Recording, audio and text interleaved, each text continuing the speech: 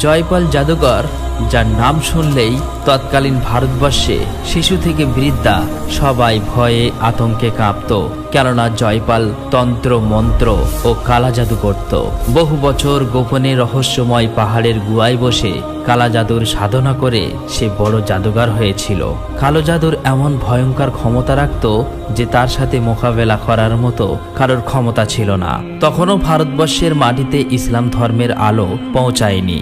মানুষ অন্ধবিশ্বাসে ডুবে থাকত। কেউ পাথরের মূর্তিকে ঈশ্বর ভাবত, কেউ আগুনকে, আবার কেউ গাছকে। বিশেষ করে রাজধানীর বিখ্যাত আনা সাগরের চারপাশ, যেখানে ছিল শত শত মূর্তি, প্রতিদিন চলত মূর্তি পূজা। আর সেই পূজার সঙ্গে একত্র হয়েছিল তন্ত্র মন্ত্র আর কালো জাদুর ভয়ঙ্কর খেলা। রাজা পৃথ্বীরাজ খুবই কঠোরভাবে তার রাষ্ট্র পরিচালনা করত। তার শাসন ব্যবস্থায় ধর্মীয় রীতিনীতির বাইরে যাওয়ার কোনো সুযোগ ছিল না। এদিকে খাজা মঈনুদ্দিন চিশতি ইতিমধ্যেই রাজস্থানের আজমিরের মাটিতে পা রাখলেন। তিনি এসেছিলেন অন্ধকারে কোরআনের আলো জ্বালাতে। একদিন রাজা পৃথ্বীরাজ পূজা অর্চনা শুরু করবে, এমন সময় দূরে তারাগার পাহাড়ের দিক থেকে ভেসে আসছে সুমধুর আজানের ধ্বনি। এই আওয়াজ শুনে তিনি চমকে উঠলেন। এমন শব্দ, এমন সুর রাজা আগে কখনোই শোনেননি।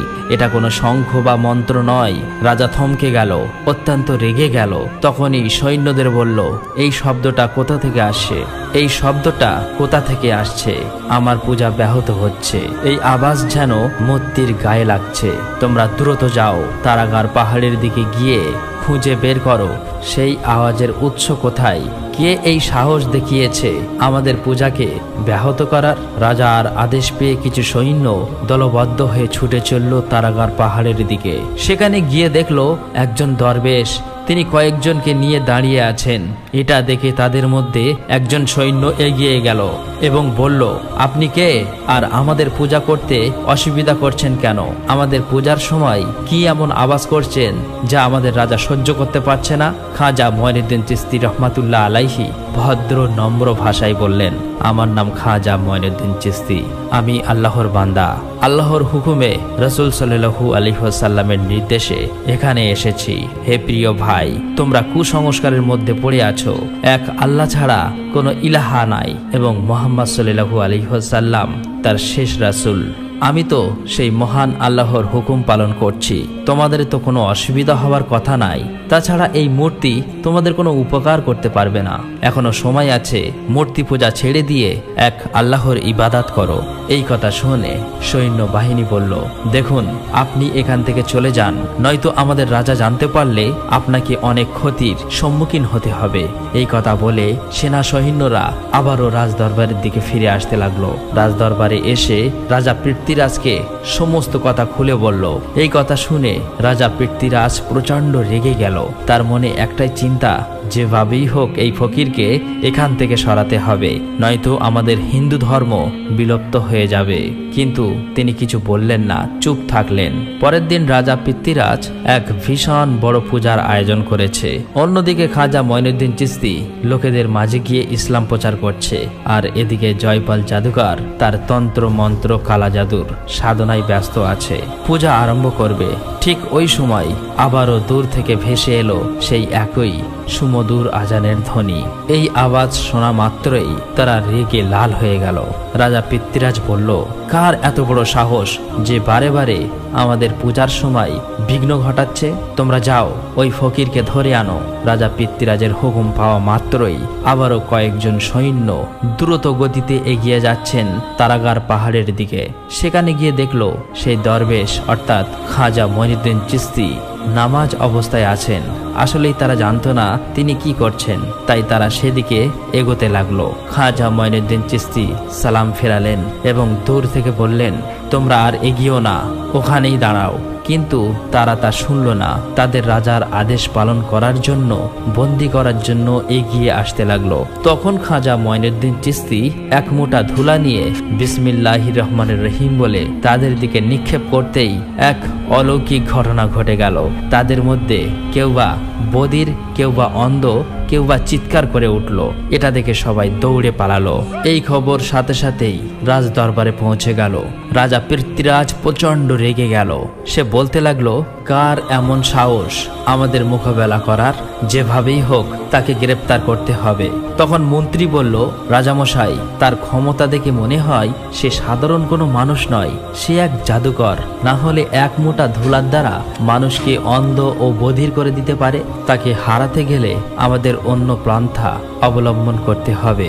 ওই দরবেশ আমাদের চরম শত্রু, সে আমাদের ধর্মকেও ছোট করতে চায়, বিনাশ করতে। তখন রাজা পৃথ্বীরাজ বলল, মন্ত্রী মশাই, তাহলে কি করা উচিত? তখন মন্ত্রী বলল, রাজা মশাই, তার সাথে মোকাবেলা করার জন্য জয়পাল জাদুকরের দরকার, একমাত্র সেই তাকে হারাতে পারবে। অতঃপর রাজা পৃথ্বীরাজ কয়েকজন সেনাকে বলল, তোমরা যাও, জয়পাল জাদুকরকে বলো রাজা তোমাকে তলব করেছে। এই হুকুম পাওয়া মাত্রই সাথে সাথে সেনা সৈন্যবাহিনী জয়পাল জাদুকরের কাছে যেতে লাগলো। এদিকে জয়পাল জাদুকর তার কালা জাদু ও তন্ত্রমন্ত্রের সাহায্যে উড়ে উড়ে এদিকে ওইদিকে ঘুরে বেড়াচ্ছে। আসলেই সে তার জাদুর সাহায্যে এমন শক্তি অর্জন করেছিল। অতঃপর রাজার সৈন্যবাহিনী জয়পাল জাদুকরের কাছে এসে দেখল তার তন্ত্রমন্ত্র ও কালা জাদুতে গভীর ধ্যানে মগ্ন আছেন। কিছুক্ষণ পর জয়পাল জাদুকর বলল, কি ব্যাপার, তোরা এখানে কেন? সেনাবাহিনীরা বলল, মহাশয়, আপনাকে রাজা তলব করেছে। তখন জয়পাল জাদুকর বলল, ঠিক আছে, চিন্তা করো না, আমি এখনই রওনা হচ্ছি। অতঃপর জয়পাল জাদুকর তার জাদুর সাহায্যে রাজ দরবারের দিকে আসতে লাগলো এবং সৈন্যবাহিনী তার পিছু পিছু আসতে লাগলো। রাজ দরবারে এসে জয়পাল জাদুকর বলল, রাজা মশাই, আপনি আমাকে ডেকেছেন কেন? তখন রাজা পৃথ্বীরাজ বলল, জয়পাল, ভীষণ বিপদে আছি। কোথা থেকে এক জাদুকর এসেছে, আমাদেরকে একের পর এক ক্ষতি করছে আর হিন্দু ধর্মকে অপমানিত করছে। সে বলছে হিন্দু ধর্ম নাকি কুসংস্কার, এই মূর্তি আমাদের কিছু করতে পারবে না। তুমি কি এটা মেনে নিতে পারবে? তুমি কি চাও তোমাকে কেউ পরাজিত করবে? এই কথা শোনা মাত্রই জয়পাল জাদুকর অত্যন্ত রেগে গেল। সে বলল, আমার চেয়ে বড় জাদুকর এই ভারতে কেউ নেই, আমাকে হারাবে সে কে? আর ভারত থেকে হিন্দু ধর্ম মুছে ফেলে দেবে, এত সাহস কার হয়েছে? রাজামশাই, আপনি চিন্তা করবেন না, আমি তার মোকাবেলা করব, আমি তাকে শেষ করে দেব। এই কথা শেষ হতে না হতেই জয়পাল জাদুকর খাজা মঈনুদ্দিন চিশতি রহমাতুল্লাহ আলাইকে খুঁজতে লাগলো। এদিকে খাজা মঈনুদ্দিন চিশতি কয়েকজন মুরিদকে নিয়ে এক স্থানে বসেছিলেন। তিনি বললেন, নামাজের সময় হয়ে গিয়েছে, আজান দাও, নামাজ আদায় করো। একজন আজান দিতে শুরু করলো। তখন তারা সবাই নামাজের অবস্থান করবে, ঠিক এমন সময় দেখলো জয়পাল জাদুকর আকাশের উপর দিয়ে তাদের দিকে উড়ে আসছে।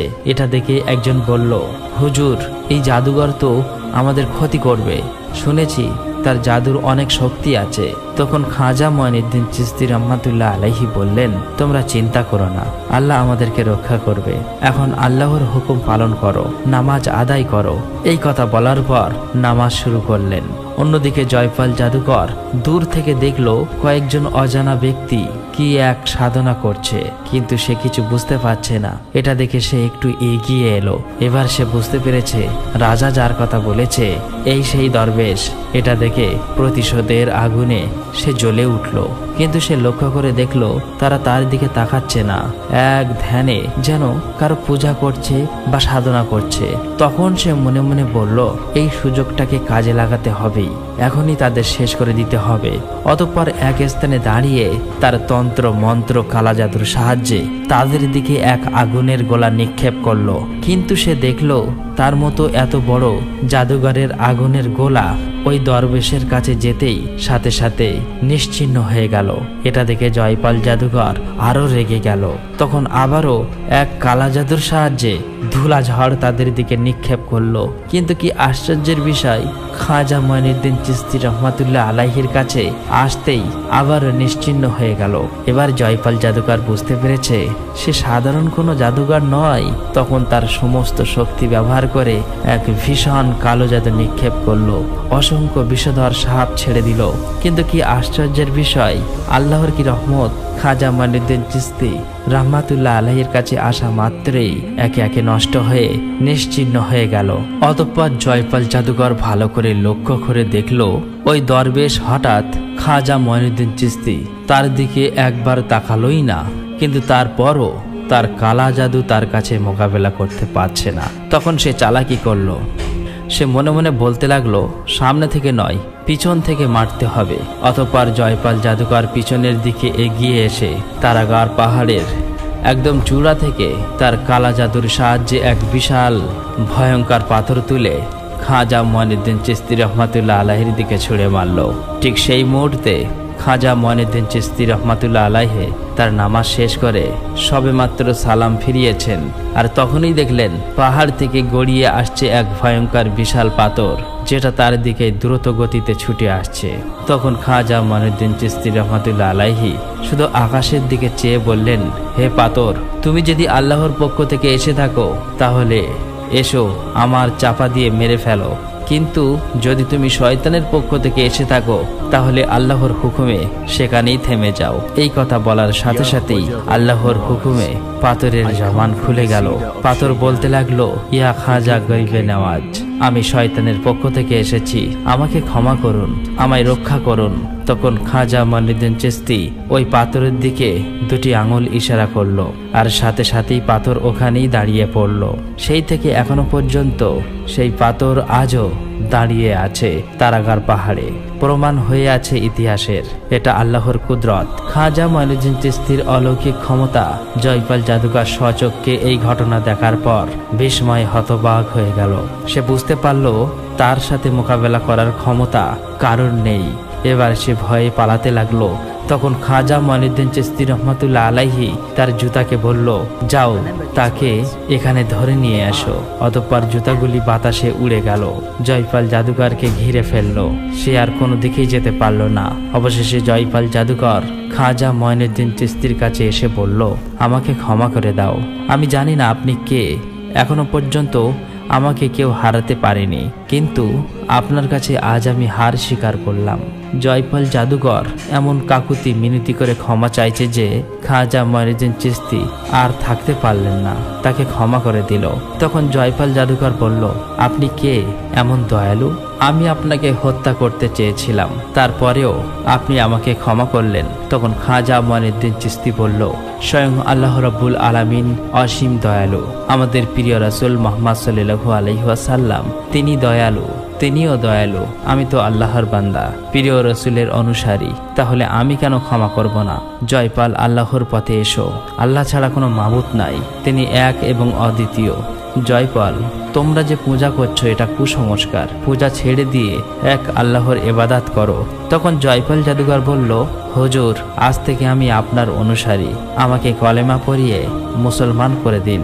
আমি যতদিন থাকবো এক আল্লাহর ইবাদত করব, জাদু বিদ্যা তন্ত্র মন্ত্র সব ছেড়ে দিয়ে আপনার দেখানো আল্লাহর দেখানো পথে এবং আপনার নির্দেশ অনুসারে চলব। তখন জাদুকর ইসলাম ধর্ম গ্রহণ করলেন। ইতিহাসের পাতায় লেখা আছে, পরবর্তীকালে জয়পাল জাদুকর নাম পরিবর্তন করে নাম রেখেছিলেন আব্দুল্লাহ রিয়াবানি। শোনা যায় পরবর্তীকালেও তিনি একজন অলি হিসেবে সুনাম অর্জন করেছিলেন। অতঃপর পরের দিন থেকে সারা ভারতে এই খবর ছড়িয়ে পড়ল যে ভারতবর্ষের সবচেয়ে বড় জাদুকর জয়পাল ইসলাম ধর্ম কবুল করেছে, খাজা মঈনুদ্দিন চিশতির মুরিদ হয়েছে। এটা দেখে সবাই অবাক হয়ে গেল। একে একে খাজা মঈনুদ্দিন চিশতি রহমাতুল্লাহ আলাইহির কাছে আসতে লাগলো।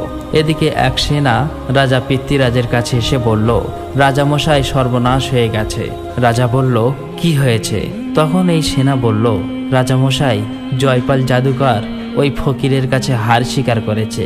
সে নিজে হিন্দু ধর্ম ত্যাগ করে ইসলাম নামক ধর্মে দীক্ষিত হয়েছে। এই কথা শুনে রাজা পৃথ্বীরাজ বলল, যদি এই দরবেশ সত্য হয়ে থাকে তাহলে তার প্রমাণ করতে হবে, আমরা তাকে স্বচক্ষে দেখব। যাও, আমাদের দেশের সবচেয়ে বড় পুরোহিতকে ডেকে আনো, তার সামনেই ওই দরবেশের পরীক্ষা হবে। তোমরা যাও, ওই দরবেশকে খবর দাও। তৎকালীন সময়ে ভারতের অলিগলিতে হিন্দু ভক্তদের কোলাহল, চারিদিকে ঘণ্টা, শঙ্খ আর মন্ত্র উচ্চারণের আওয়াজ ছাড়া কিছুই ছিল না। এই শহরের কেন্দ্রস্থলে বাস করতেন একজন হিন্দু পুরোহিত। তিনি ছিলেন এতটাই বিখ্যাত যে দূর দূরান্ত থেকে মানুষ তার পূজা নিতে আসত। তিনি এক নিষ্ঠ ভক্তি ও নিষ্ঠার সঙ্গে মূর্তি পূজা করতেন।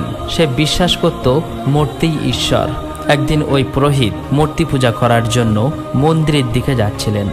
হঠাৎ পথের মাঝে কয়েকজন লোককে দাঁড়িয়ে ফিসফিস করতে দেখে পুরোহিত থমকে গেল। তাই সে তাদের কাছে এগিয়ে এসে বলল, তোমরা কি জানো না পূজার সময় হয়ে গিয়েছে? সবাই মন্দিরে না গিয়ে এখানে কি করছো? সেই সময় একজন বলল, পুরোহিত মশাই, আপনি কি কিছু শুনছেন না?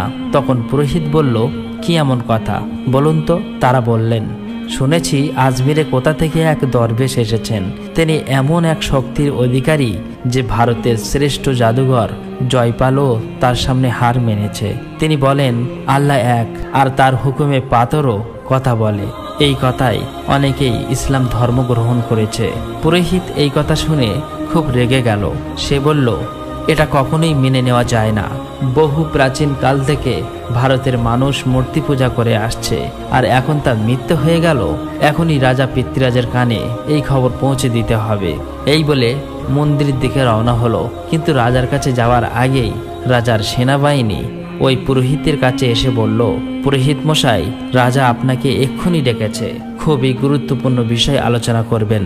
অতঃপর ওই পুরোহিত আর দেরি করলেন না, সঙ্গে সঙ্গে রাজ দরবারে হাজির হলেন। রাজ সিংহাসনে বসে আছেন রাজা পিতৃরাজ। চারপাশে সেনাপতি, মন্ত্রী পরিষদ ও বিশিষ্ট পণ্ডিতবর্গ। তখন রাজা পিতৃরাজ তাকে বলল, পুরোহিত মশাই, আমাদের ধর্ম এখন সংকটের মুখে।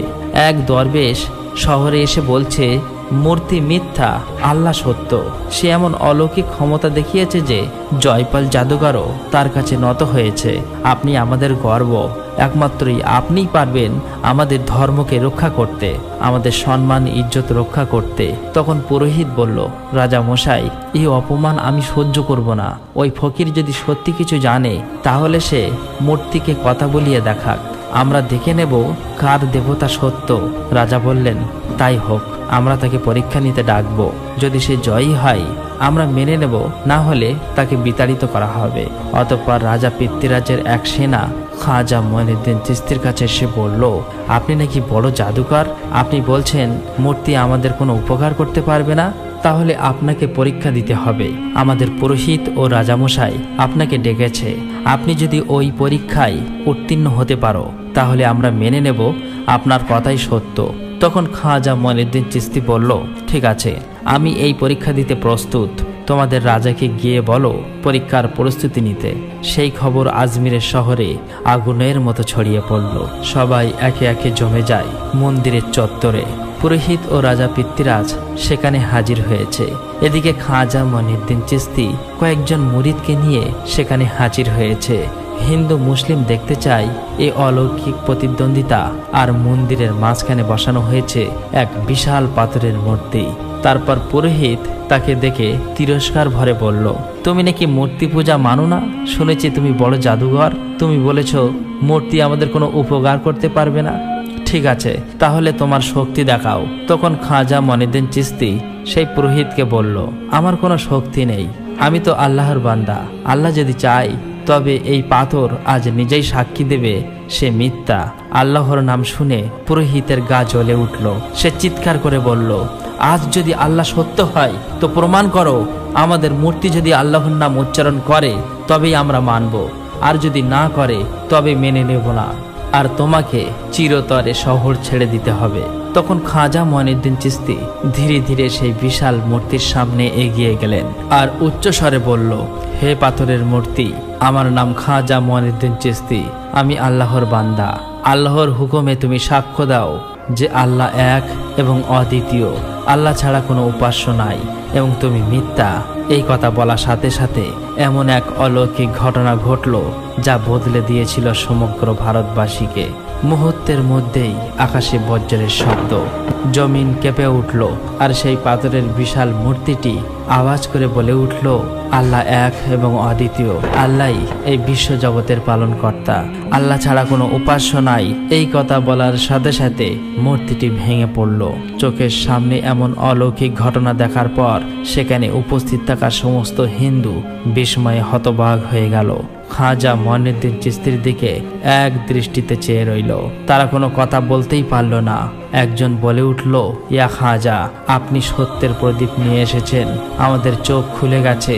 আর একজন মনের অজান্তেই তারা বলে উঠল, ইয়া খাজা মঈনুদ্দিন চিশতি, আজ থেকে আমাদের চোখ খুলে গেল। আল্লাহ সত্য, আল্লাহ ছাড়া কোনো মাবুদ নাই। আমাদের সকলকে আপনি ইসলাম ধর্ম কবুল করিয়ে দিন। আর এভাবেই একে একে সেদিন বহু মানুষ কলেমা পড়ে মুসলমান হয়েছিল। প্রিয় দর্শক, এই সমস্ত ঘটনা আনিস আল আরওয়া সিয়ার আল আকতাব নামক গ্রন্থে, যা ফার্সি ভাষায় অন্যতম প্রাচীন জীবনী, যা খাজা বাবার একজন নিকট সহচর্যের মুরিদ লিখেছিলেন বলে জানা যায়। প্রিয় দর্শক, খাজা মঈনুদ্দিন চিশতি রহমাতুল্লাহ আলাইহি ছিলেন এমন এক আল্লাহর ওলি, যিনি কখনোই নিজেকে বড় মনে করেননি, বরং নিজেকে মনে করতেন দরিদ্র, নত, আল্লাহর ক্ষুদ্র এক দাস। আর সেই বিনয়, সেই ভালোবাসাই তাকে বানিয়েছে হিন্দুস্তানের এক মহামানব।